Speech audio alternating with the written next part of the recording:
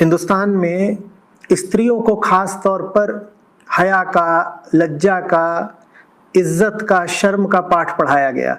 कहा गया कि स्त्री को तो सम्माननीय होना ही चाहिए, पुरुष कलंकी निकल जाए,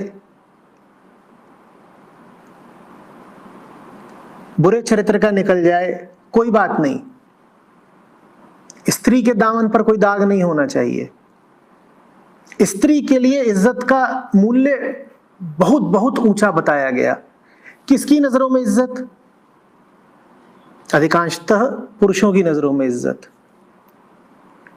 स्त्री के लिए इज्जत क्यों इतनी महत्वपूर्ण बना दी गई? क्योंकि स्त्री पुरुष पर आर्थिक रूप से निर्भर है, आश्रित है। बात समझ रहे हो?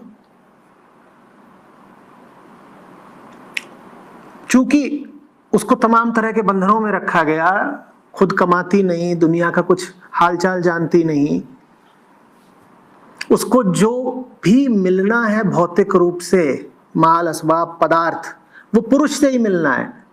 तो स्त्री से कहा गया तू इज्जतदार रह, और तेरी इज्जत इतनी बड़ी चीज है कि अगर तू बेइज्जत हो जाए तो प्राण त्याग दे।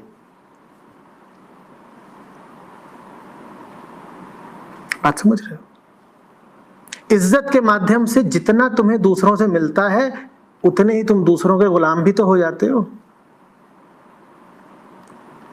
क्योंकि अब लगातार तुम्हें कोशिश करनी है कि दूसरे के सामने तुम वही छवि रखो जो वो तुमसे चाहता है। स्त्री को पुरुष के सामने बिल्कुल वही छवि रखनी होगी जो पुरुष चाहता है।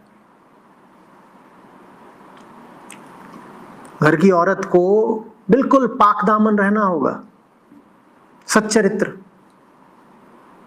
सती सावित्री। वो जितनी सती सावित्री है, जितनी सच्चरित्र है, पुरुष से उसे उतना माल मिलता जाएगा। वो पूरी तनख्वाह लाके उसके हाथ में रख देगा।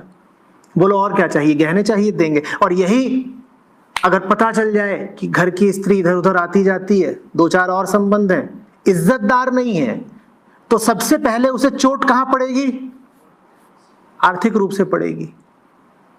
इज्जत गवाई नहीं कि रोटी गवा देगी, इज्जत का सीधा संबंध रोटी से है। इस बात को समझो।